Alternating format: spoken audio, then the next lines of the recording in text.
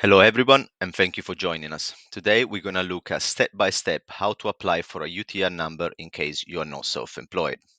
As we've mentioned in our previous videos, there are a number of reasons as to why an individual might need to register to file a tax return.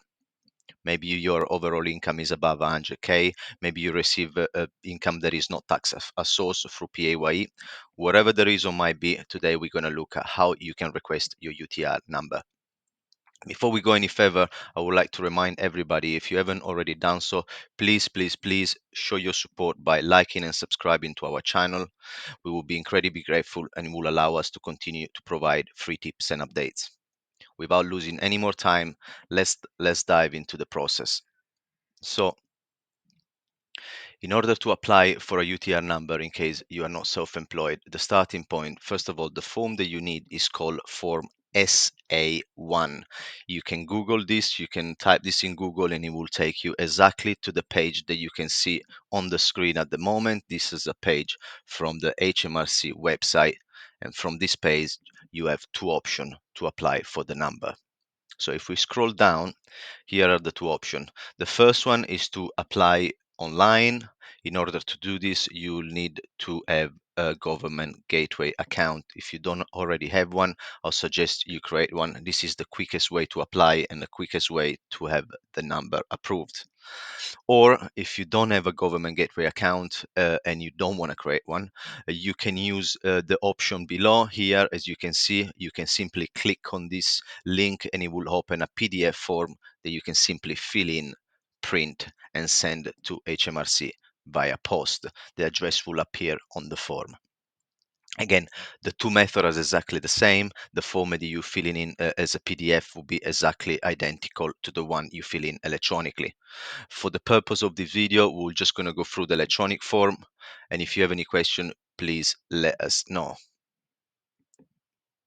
So here we are in front of the online form.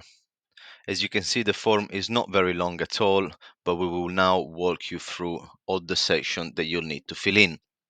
So starting from the top, very simple. Title, Mr. or Mrs. These are the information from the person who is applying for the number, for the UTR number, so the taxpayer details. Next, we'll provide their family name and their first name. If the person have changed family name in the past, we should indicate this here and provide the date the name was changed.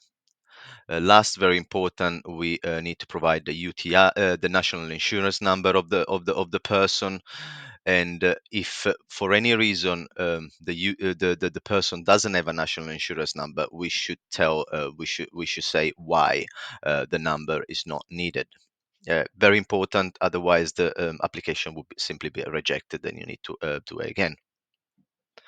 Date of birth, pretty simple. And here the form is ask us for the UTR number. This is in case the taxpayer, the person who's applying, used to have a UTR in the past.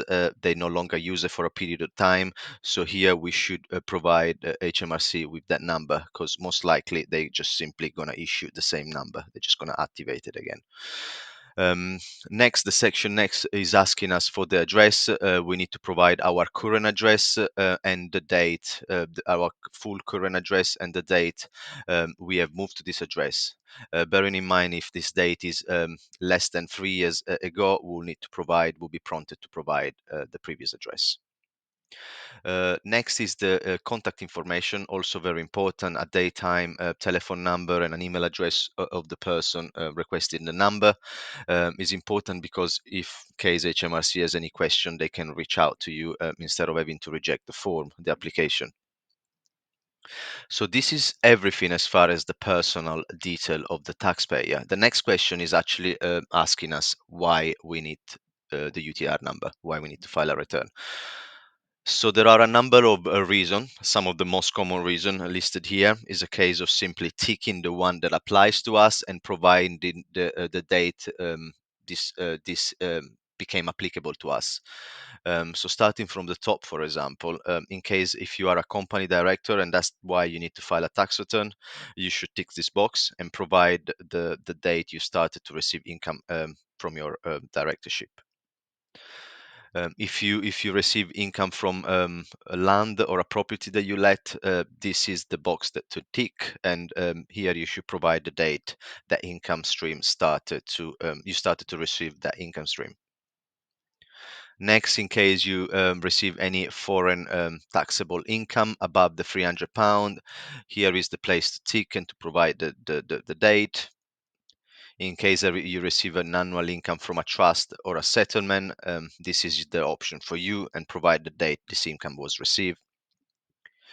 Next is in case your annual salary, as we mentioned before, exceed the 100,000, you should be filing a tax return. If that's the case, please tick this box and indicate when your income will exceed the 100K. Last but not least, if you have any untaxed income which is not coded, is not taxed through PAYE, then you certainly need to file a tax return. Please tick this box if that's the case, and please indicate the date the untaxed you started to receive this untaxed income. So quite simple so far. The next part is asking us about child benefit. If this applicable to you, please choose the option that is relevant. If you receive child benefit. Or the last question is around capital gain. If you do have a capital gain to pay, please tick this box and indicate the date that the capital gain arose, essentially when the tax year and the date the capital gain was on.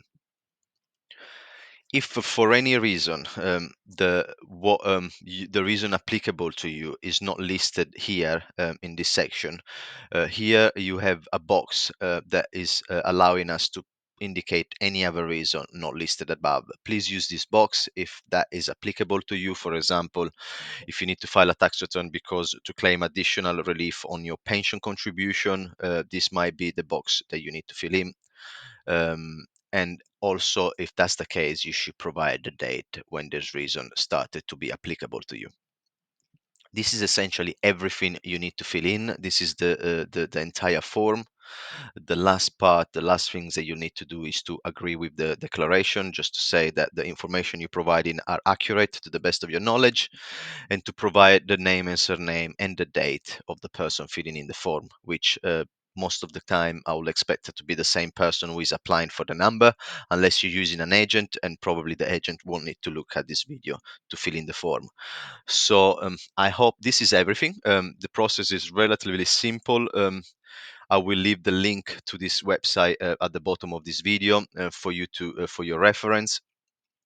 If you have any question, you can reach out to us. If not, I hope you found the content of the video useful. If you did, once again, please don't forget to like and subscribe for more. Thank you very much for watching. Bye bye.